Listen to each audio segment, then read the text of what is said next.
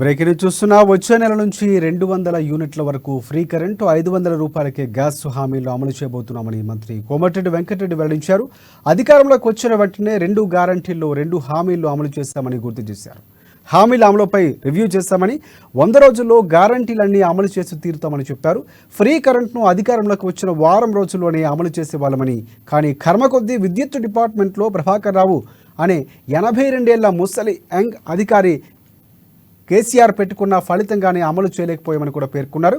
ఆయన వల్ల విద్యుత్ డిపార్ట్మెంటు 70,000 కోట్ల రూపాయల నష్టాల బారిన పడిందని చెప్పారు. ఛత్తీస్గఢ్ కరెంట్ను కొనుగోలు చేస్తూ యాదాద్రి, భద్రాద్రి పవర్ ప్లాంట్ల నిర్మాణాన్ని నామినేషన్ పద్ధతిలో కాంట్రాక్టులు ఇచ్చి నష్టాలు కారణమయ్యాయని చెప్పారు. సీఎం రేవంత్ రెడ్డి మీటింగ్కు పిలిచినా ప్రభాకర్ రావు రాలేదని, తప్పు చేస్తున్న వాళ్ళు ఎక్కడ దాక్కున్నా వెలికి పట్టుకొని మరీ పోలీసు జైల్లో పెడతారని చెప్పారు. జగదీష్ రెడ్డిని కూడా వదిలిపెట్టేది లేదని అన్నారు. రేపో మాపో కేటీఆర్, కవిత జైలుకు పోతారని కూడా జోష్యం చెప్పారు.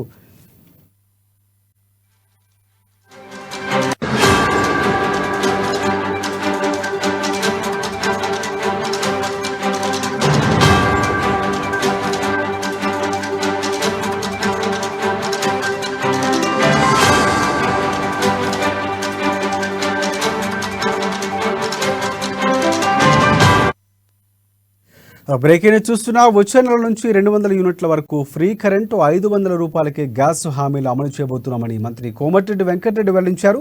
అధికారంలోకి వచ్చిన వెంటనే 2 గ్యారంటీల్లో 2 హామీలు అమలు చేస్తామని గుర్తు చేశారు. హామీల అమలుపై రివ్యూ చేస్తామని, 100 రోజుల్లో గ్యారంటీలన్నీ అమలు చేస్తామని చెప్పారు.